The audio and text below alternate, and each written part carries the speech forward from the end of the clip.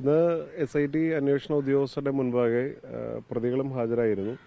അപ്പോൾ പ്രതികളെ അറിയാൻ വേണ്ടിയാണ് ഇന്ന് ഞങ്ങളെ ഇവിടേക്ക് വിളിച്ചത്. ഞങ്ങൾ രണ്ടുപേരും അതോടൊപ്പം തന്നെ ഈ കേസിലെ സാക്ഷിയായിരുന്ന ജോജി മോനും ഞങ്ങൾ 3 പേരും ഈ 5 പ്രതികളെയും തിരിച്ചറിഞ്ഞു. അതാണ് ഇന്ന് പ്രധാനമായും നടന്നത്. പ്രൊസീജിയർ ഞങ്ങൾ കടന്നു വരുമ്പോൾ തന്നെ ഇവർ 5 പ്രതികളും ഇവിടെ ഉണ്ടായിരുന്നു. അതിനുശേഷം അന്വേഷണ ഉദ്യോഗസ്ഥരുടെ റൂമിൽ വെച്ച് ഇവരെ വിളിച്ചു വരുത്തി റെക്കോർഡ് ചെയ്യുകയാണ്. ഇവർ 5 പേർ തന്നെയാണോ നിങ്ങളെ ആക്രമിച്ചതെന്ന് അന്വേഷണ ഉദ്യോഗസ്ഥർ ചോദിക്കുന്നു.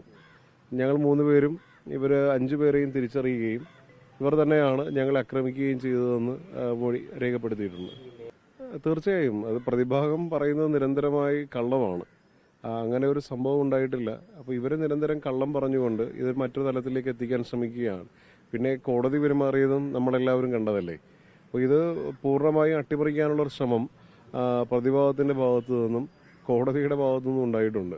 അത് പറയുന്നതിൽ തെറ്റില്ല എന്ന് മനസ്സിലാക്കുന്നത് കൊണ്ടാണ്, അത് യാഥാർത്ഥ്യമായതുകൊണ്ട് അങ്ങനെ പറയുന്നതാണ്.